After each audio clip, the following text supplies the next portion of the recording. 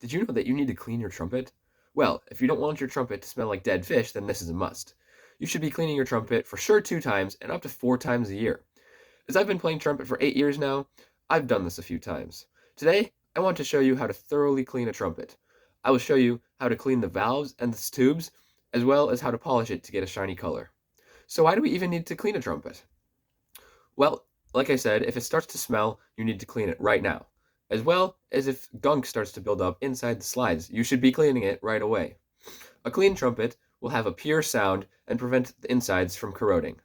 Let's get started.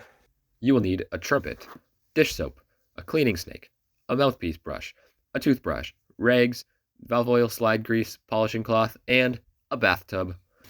First, you need to fill the taupe with warm water and a couple drops of soap. Next, you will be laying down a cloth so that nothing gets scratched. The valves cannot go in the water though. If the felts get wet, it can make things really sticky for the valves. Lay these aside, and we'll be cleaning them later. Repeat this process for the other 2 valves. Now, we will be disassembling the valves. When you do this, you just have to take apart every piece that can come apart. Make sure that you keep the pieces with the valves that they go to. Repeat this with the other 2 valves, and we can turn our attention to the trumpet again. Lay it on the cloth again so that nothing scratches, and you will be pulling out all of the slides and laying them also on the rag.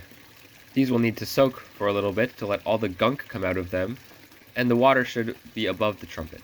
Remove the mouthpiece, and now we will clean the mouthpiece. To clean the mouthpiece, simply run it under warm water and rub it with the mouthpiece brush. Attack it from both angles, and we will set this aside to dry now. Now, we can turn our attention back to the valves. You will also be running them under warm water, but this time you will be scrubbing them with a toothbrush. This ensures that the valves will be smooth and will press very quickly when the trumpet is reassembled. I like to use the mouthpiece brush to scrub the inside of the valves as well to get any leftover gunk out of there. You can set this aside to dry now and repeat this with the other 2 valves.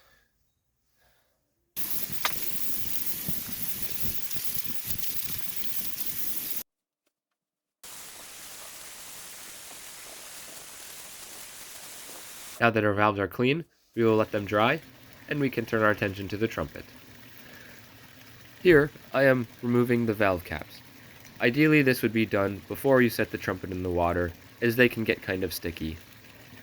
And in this case, I had especially issues with getting out number 3, but there's no harm in grabbing a pliers, and that's what I had to do here.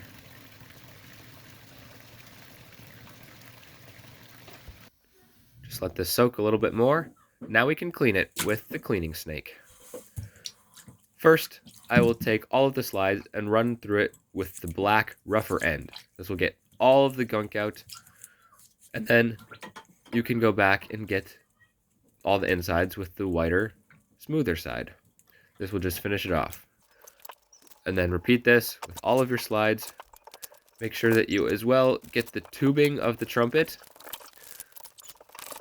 And then I always like to go inside the bell just to see what I can get out.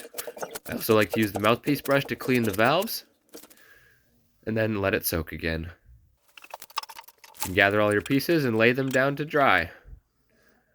When they are dry, gather up all of your pieces, your mouthpiece.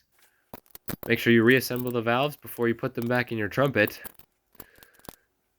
And then we will be taking these all aside to be polished.